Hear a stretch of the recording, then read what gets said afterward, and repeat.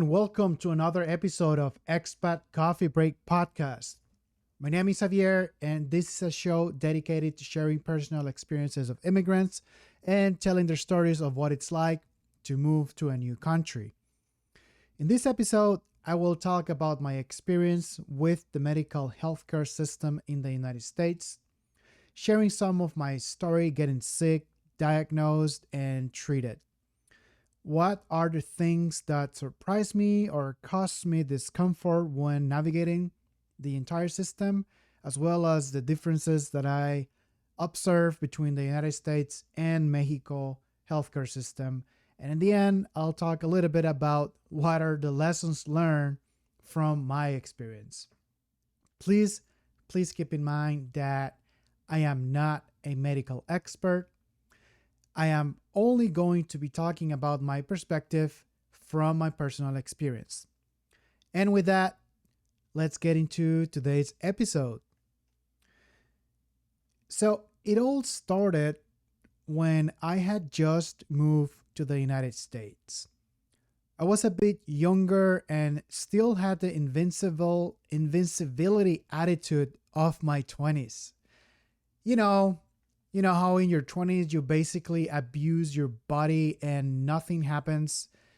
I was overeating, under sleeping, over drinking, and I could still go to the gym 5 times a week easily.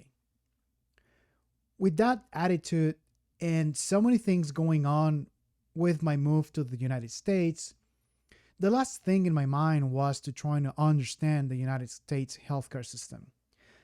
I was not really taking care or not taking proper care of my body. And I was somewhat conscious of how to take care of my body for aesthetic reasons, but I was also abusing of it with the obligatory weekend night out or pizza and beer in a weekday, or maybe a burger with fries and a milkshake and then a pizza afterwards.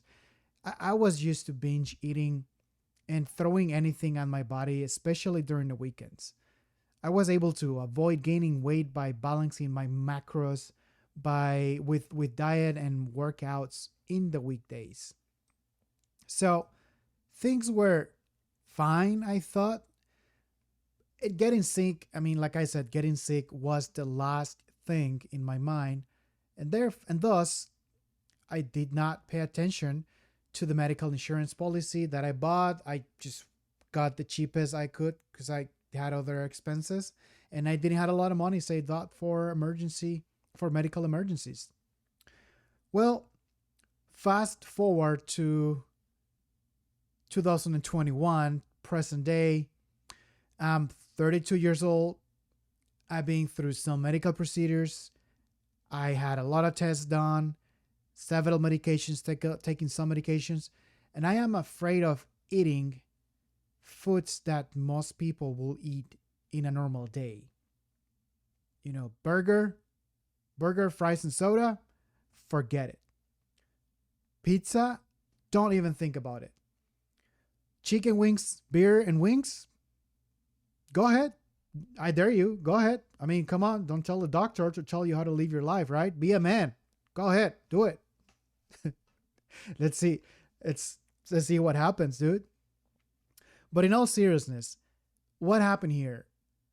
What made me change from enjoying all of the foods, drinking all of the drinks, trying all of the flavors to being afraid, basically, or too careful with food is 3 letters, and it's IBD, which stands for inflammatory bowel disease. And it's a term for several autoimmune diseases that affect the digestive system. And let me talk a little bit about my experience going through with this disease and basically getting treated here in the US. In late May of 2019, just a few months after we moved to Minnesota, I got sick. I was feeling bad enough for me to leave work early and got directly to the emergency care of the hospital. I had to see a doctor, and being new in town, I felt very disoriented because I didn't really know where to go, if that was the right hospital, if they had the right doctors, or I had too many questions at the time. And I have been living in the US for a few months only. And I mean, everything from the place to the system and how to get medical care is different from my home country. I did not have any family here, or I still don't, and I couldn't go anywhere. I couldn't go anyone to go ask for advice. So not only I felt disoriented, I also felt alone during my sickness because who was I going to contact and ask for advice? So I walk into the emergency care reception of the hospital and tell them I need to see a doctor. They ask me if I'm registered, and I ask me a bunch of questions. Is it a real emergency, etc. So I got to wait a little bit more because I didn't have any open wounds or anything like that. Gave them my information, and I told me to wait. After 20 minutes, they walked me into a hallway with a bunch of small rooms where you will see the doctor. And that was one of the first surprises. Well, other than that was another surprise to me is that each room will be basically one patient instead of having one place for the doctor and basically all of the people waiting outside. Long story short, I wait for the doctor. I see the doctor's assistant said I think it was a nurse, got all my data, got my pressure, my temperature, and then the doctor sees me and he asks me for my symptoms, checks me out, and at the end he tells me what he thought I had, but told me that unfortunately the hospital didn't have all of the equipment and I had to see a specialist, which was a gastroenterologist, and he could give me some recommendations for a diet so I could basically make it till I see the GI. Long story short, I went to the gastroenterologist or the GI, went through several tests, and started taking medication along with a strict diet. By July of 2019, I was feeling better, but then the medical bills started to show up in the mail. You see, when I walk into that emergency care, I walk out of there and I asked the receptionist how much I owed the hospital. They told me that they didn't have that figure and they still had to send the bill through the insurance, and then they'll know how much, and then they will sell the bill to my house. To which I thought it was, that was another surprise for me because usually in Mexico, after you get a doctor's visit, you pay right away after the fact. You didn't have to run it through insurance or anything like that. And I thought, okay, I didn't thought much of it. Just said, well, send me the bill. We'll figure it out later. I would have actually preferred to have paid right away. I was feeling like crap back then, and I would have given my left arm to feel better. Well, I would have preferred not to get amputated, but you know what I'm trying to say. By the time I got the bills a few months later, I was feeling better. It was a couple months, and I was not very appreciative of the quantity in those bills versus how I was feeling at the moment. So I would have preferred to pay at the moment. Think of it this way. You go to restaurants and eat a nice meal, right? And if you like the meal, you like the service, you will tip the server, right? Well, think of it this way. You get the meal, but you don't tip the server. They tell you, oh, well, you'll give it to me later. And then will you still be compelled to give that server a tip months after you got that meal, after you got that service? I know it's not the same thing, but that's how it felt to me. I just had a clear mind to look at the numbers and think, wow, this is a lot of money. And that was another shock to me. It's how expensive the medical healthcare is. But let's continue with the story. And this may not be a surprise to most people, and it's not a secret, but the healthcare system in the United States is expensive. And I don't mean I'm not going to eat out a couple of weeks to save up money expensive. I mean, you can go into debt for the rest of your life expensive. I don't want to talk numbers because it's a big range of how much certain procedures will cost. But if it wasn't for my health insurance I get through my employer, I would have definitely still be paying those bills because they're not, even though there were not major surgeries, there were still some procedures that cost a lot of money. I mean, in the range of thousands of dollars. And not everybody has that money out of pocket to pay right away. But thanks to insurance, that wasn't my case. And I've heard some very horror stories about people almost going into bankruptcy because they they had somebody in the family that had a condition that requires several surgeries, and they had to come up with a way to pay all of that because the insurance will not cover all of it, or they'll just cover a small amount.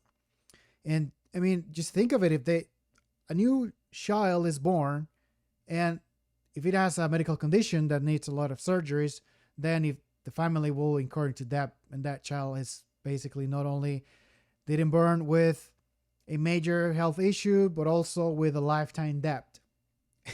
Isn't that crazy? But enough of me complaining how expensive healthcare in America is. Let me tell you the rest of my story. After that doctor visit, my diet got restricted. They didn't know what I had, so I had to eliminate foods by going on a restricted diet and adding foods and keeping a journal to see what causes what. They thought I might have celiac or Crohn's or ulcerative colitis. So by the end of 2019, after getting diagnosed and taking some medication, I was able to go back to normal life and back to eating normal. And I am doing air quotes here because what is eating normal? A lot of what we're used to eating is not necessarily healthy, especially in the United States where it's very cheap and convenient to eat fast food and upgrade to large portions for only a few cents. I was only able to eat without so many restrictions, but I was still eating things that I know now are a problem for me. I was diagnosed with a very mild type of colitis, and after taking the medicine, I went into remission and everything was fine. Here's where I should have started taking things into my own hands instead of depending on just what the doctor recommended. When I asked him about what comes next, what recommendations should I follow, I was just told not to overdo things like alcohol, sugary drinks, fast food, etc. But I was not advised on what to eat, nor the type of diet I should follow. I mean, the doctor basically said if I was feeling fine and the medicine was working, I should be able to have a normal life. But like I said, what is normal? In retrospective, I should have done my own research, come up with some answers myself, and maybe consulting with a doctor. But I mean, that's the way it was. Health-wise, the year after 2020 was a good year for me. I did not get sick, not even from a cold, which was really good, all things considering, because 2020 was the year of the beast. But come December of 2020, when things started to feel off again, I started seeing similar symptoms, but it was the holidays, so I decided to postpone my diet and taking the medication, wait until January, and then I was going to get into a restricted diet again and take medications. And well, here's where things got rough. Not only I should have sought medical attention the moment I started seeing the symptoms, I should have stopped eating so many things that were affecting my condition. But again, I did not knew how bad it was, and I didn't knew how bad it was gonna get this time. I was reluctant to spend money on more testing, thinking that I already knew because I had a diagnosis of what I had and what medication I should take, as if things were that easy. Just take the pill and you're done with it. But I learned my lesson. I was being naive, and I paid a high price to learn that. The medicine I was taking was doing nothing for me, and my condition only got worse.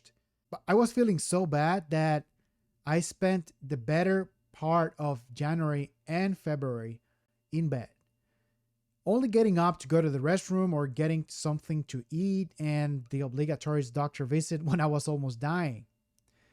Without getting into a lot of details into how miserable I was, by mid February, I had lost more than 40 pounds or 20 kilograms for my metric friends. And my energy was so depleted that I could barely walk myself into the clinic. The gastroenterologist performed upper and lower scope test, upper and lower. I don't have to give you more details. I think they perform a bunch of blood tests, stool tests, and by early March, by early March, they came up with a diagnosis. And this time, I was told that I had a more serious disease called ulcerative colitis, which it's a chronic autoimmune disease. And if you're familiar with any type of inflammatory bowel disease like celiac, Crohn's, or ulcerative colitis, you know that those are very, very nasty diseases. I'm trying to avoid too many details because, well, you're here for an immigrant's experience, right? Not to listen to me about whining for my illness. Fast forward, I got diagnosed and I got my diagnosis and a cocktail of medications. It took a while for the medicine to kick in. I was so far gone that it took easily 2 months to get my strength back and put on some weight. So by June of this year, of June 2021, I was almost back to my normal weight. I was starting to get into remission, and I was only taking one medication of the entire cocktail. So I was feeling really good, really confident, so much that I decided to throw a birthday party and indulge with all of the foods and drinks that I couldn't have when I was sick. And other than being a little bit bloated and being a little bit hungover the next day, I was doing fine. So I kept at it for a few weeks, and that was a big mistake. A month later, in July, the symptoms came back. And this time, I knew how bad it could get and decided to go and check immediately. Also, I took matters into my own account and started doing my own research about the disease. So, moving forward to the present day, I'm recording this in September of 2021. I am feeling good. My disease is controlled, but not into remission. That it's something different that takes a while to achieve. And I keep observing and learning about my body and its relationship with food as the time goes. I mean, it's an ongoing thing. I've also made peace with this disease since it's something that I will be dealing with throughout my life, unless doctors come up with a cure, but it's highly unlikely given how little it is known about the human body and how it works. Don't get me wrong, I'm not trying to say that doctors are bad and they are wrong and they're wrong for not having all of the answers for my disease. Think about it. I mean, 30 years ago, the medicine that and the treatments for this disease were barbaric compared to today's standards. Medicine has definitely made progress.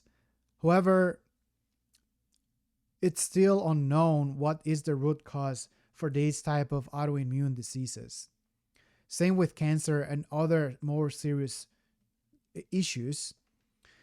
So after telling you my experience, let me share some of the things that I noticed that are different between the US and Mexico, how it's done, and that caused me some surprise, and I think it's noteworthy in my podcast. The number one is how extremely busy doctors are. I mean, when I had to see the GI, gastroenterologist, they don't take walk-ins. they are so busy, they're usually just continuing their practice with their regular patients. I had to get, you have to be a registered patient to get an appointment, and it can take months before you can see the doctor, the specialist. At least that was in my experience. I mean, out of all of my visits to the clinic, I'll say 3 out of 10 are with the doctor, and the rest it's always with the what they call it, doctor's assistant. So it's like a doctor, but not really the specialist. I don't understand. But the doctor is so busy, it's always overbooked. Also, I find it interesting to point out that the clinic is set out like a production system.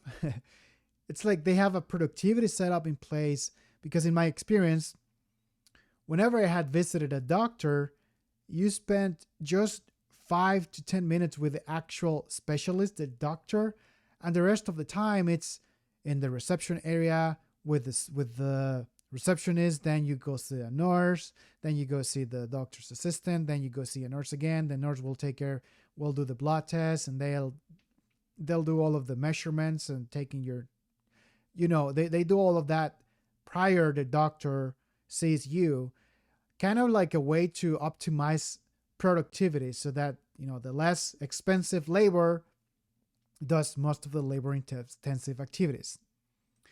It's like a production setup. That's the way I noticed it. I mean, I compared it to my work, I guess.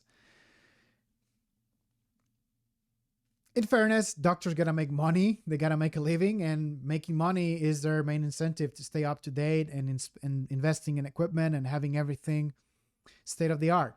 So, but I still think it kind of plays against the doctor's performance, because, well, I had one experience where I noticed the doctor being very rushed in my visit.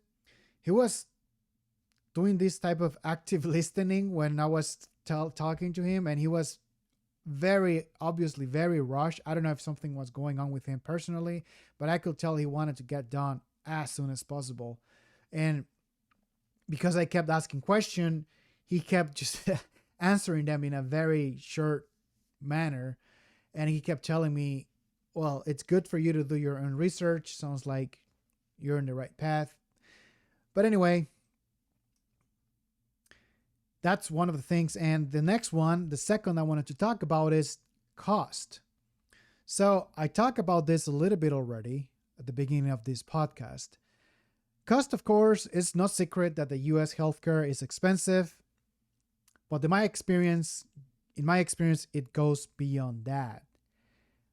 Besides being expensive, I also find it troublesome, or find it interesting to know that there is very little transparency with the cost.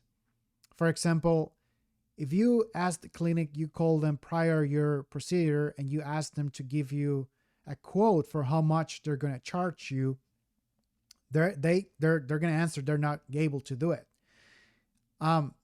They can give you a proper quote because they need.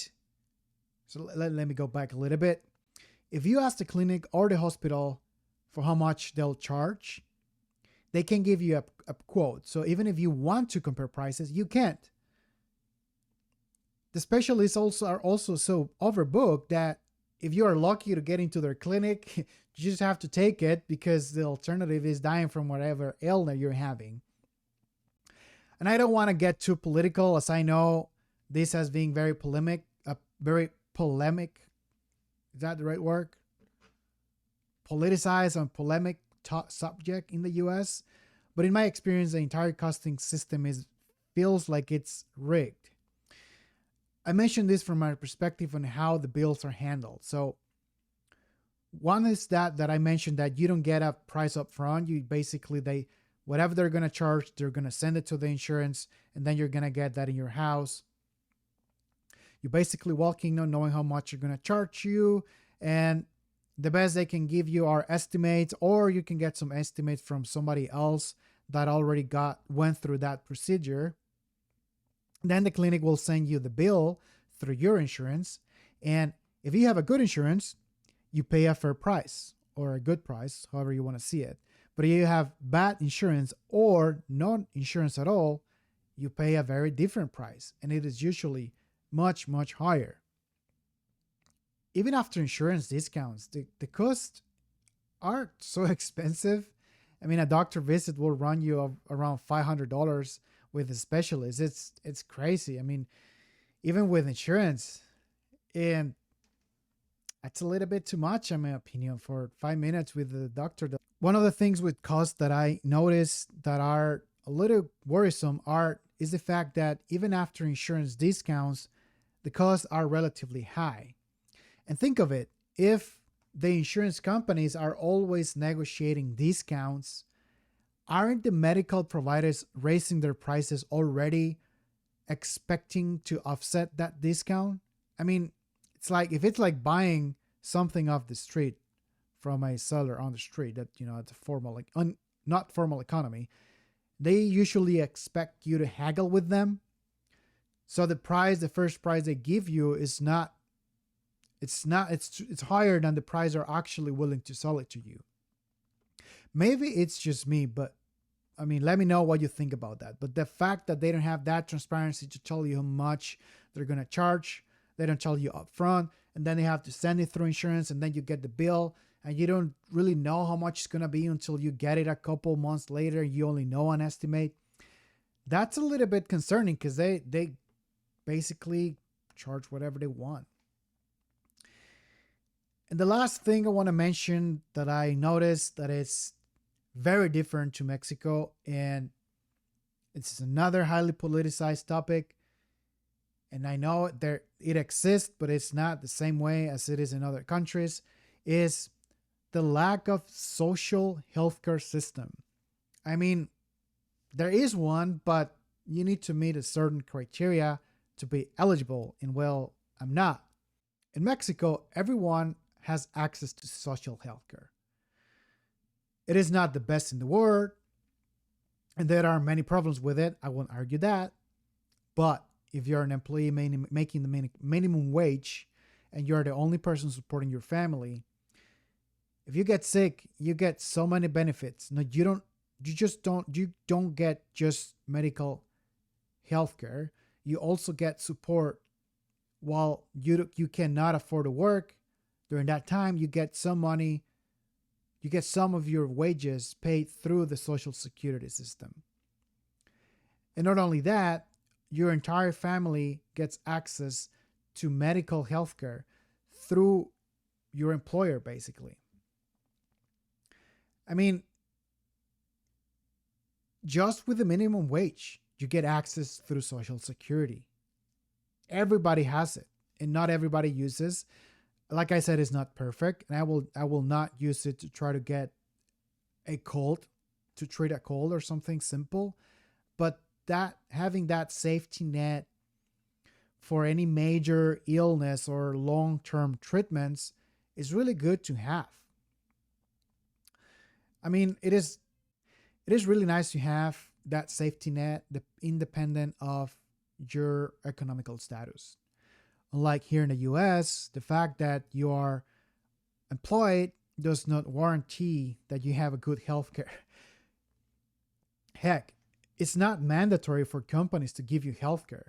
Only the ones that want to attract and retain talent are making an effort to have healthcare as one of their perks, like healthcare and vacations to keep employees happy.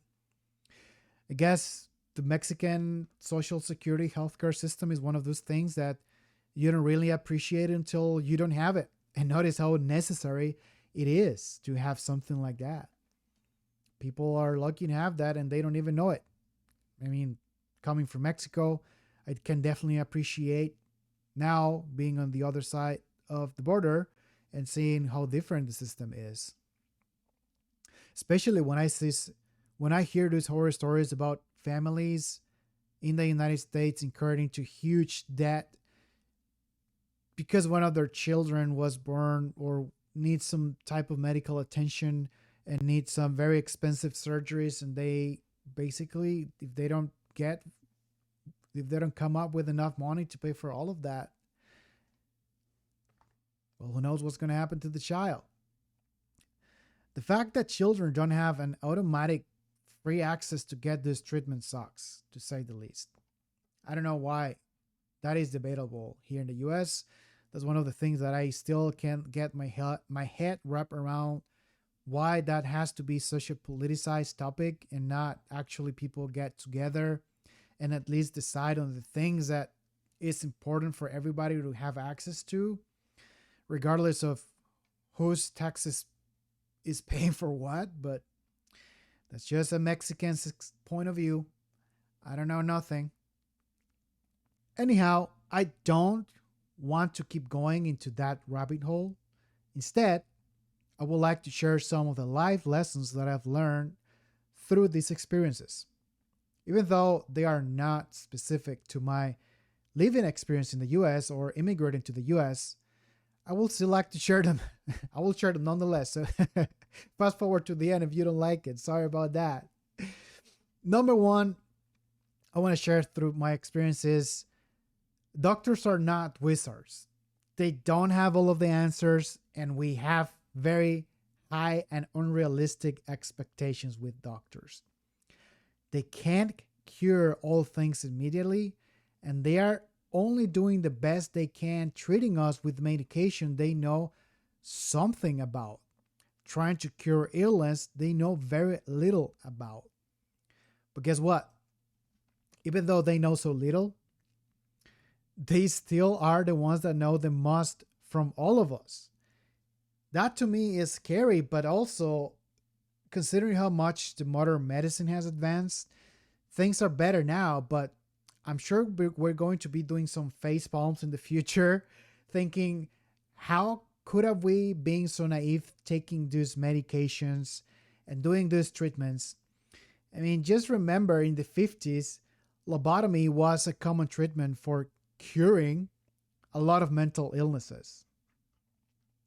The second thing I want to share is we should stop treating doctors like mechanics.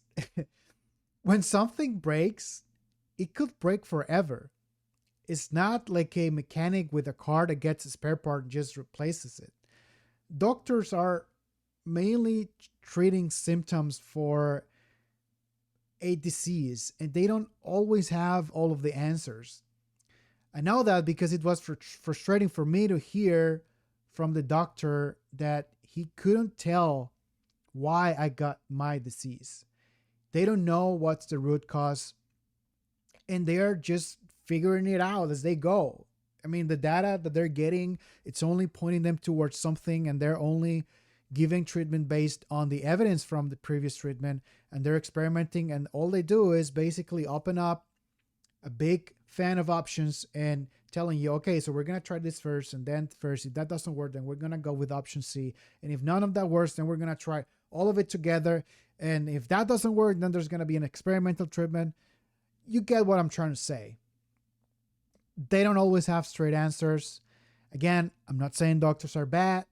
I'm just saying that we should be more understandable with our expectations of what doctors can do and stop seeing them as wizards that have all of the answers and can cure immediately.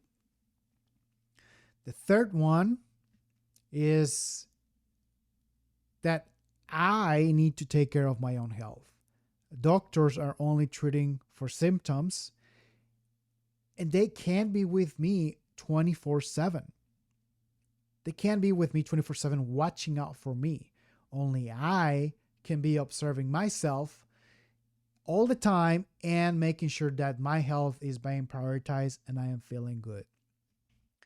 And fourth, we give too much credit and have too high of an expectation of modern medicine, yet we have very little understanding of how our body works and how it reacts to what we eat and other factors.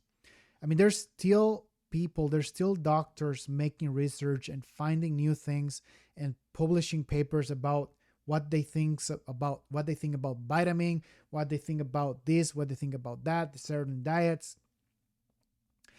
What I mean is we we tend to leave the important decisions to doctors, dietitians, fitness instructors, book authors, guru bloggers, or food company marketers to tell us what to eat. And there is so much information out there about different diets and lifestyles that every different person will tell you that theirs is the best. Vegetarians, carnivores, paleo diet, keto diet, you name it, etc. Everything. When in reality, nobody knows for sure. And not all doctors endorse all of those practices because there is too much unknown. Even the doctors that are researching those practices, I mean, the diets that I just talked about, even them mention how little they actually know and how much it is changing. They recognize how little they know, and they can only give suggestions based on whatever little evidence that they have found, and a lot of time that evidence is anecdotal. It is very hard to say this or that diet or this or that lifestyle is the best. And it's somewhat of a problem. But at the same time, because everybody reacts different to different foods and lifestyles, I think having such large variety, it's the best approach in the end. In the end, you must try things for yourself. If it feels good, stick to it. If it doesn't, stay away from it. I guess this last topic, it is somewhat related to me living in the US because I gotta point out, I think the United States is spearheading a lot of those lifestyles and diets because that's where most doctors and people doing research and writing blogs and papers about these type of foods, it's coming from the US. I know for myself, everything I had to research is based pretty much in English, and a lot of it's coming from the US. And I don't see a lot of authors publishing from other countries, especially not from Mexico. So I guess some of this culture of finding out what's best for your health and doing a little bit of DIY with what you're going to eat, figure your health out, comes from being in the US and having ready, easily access to books and blogs and papers, research about these topics coming from the US. And those are the experiences that I want to share. So, yeah, that is basically my experience with the healthcare here in the US and some of the lessons learned that I have found after my experience. Some of those healthy. I just gave you some healthy advice. If you want to take it, great. It's working out for me. If not, it's fine. I'm not going to push or judge. Everybody's free to do whatever they want. With that, my friends, I want to wrap this up telling you that my conclusion regarding the United States healthcare system is that it is not perfect. It's far from it.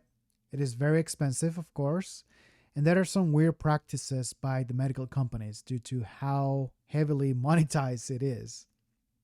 But at the same time, it is considered to be one of the best healthcare systems in the world. And it is also supporting a lot of the best research and a lot of the research for that matter being made in the world.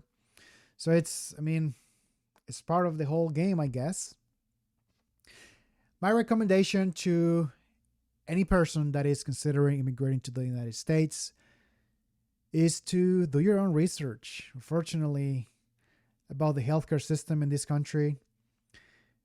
Make sure you understand. Make sure you understand how to use it. Make sure you understand how expensive it is. And try to do your own evaluation if you're going to get sick, if you're going to need it anytime soon. I know it is extremely hard to do that because, nobody plans to get sick. I know I wasn't. Unfortunately, there's not a lot I can recommend here other than, if you can, get the best insurance policy you can get. Because if you end up using it, It'll be worth every single penny you put on it. In the end, we all should pay more attention to our health, not only looking at the normal markers that people do for the yearly checkups, rather have a more conscious approach to what we eat, when and how we exercise, how we cope with stress, etc. We need to stop depending on doctors to fix us when we break. Remember that doctors are not mechanics and humans are not cars with spare parts. And with that, my friends, I conclude this episode. Thank you for listening. I really appreciate you taking the time to listen to the show. I hope you enjoyed this content and find it helpful. You can find me on Facebook page at Javier Salomon Podcast, at YouTube at Javier Salomon, and I'll leave my contact information in the show notes below.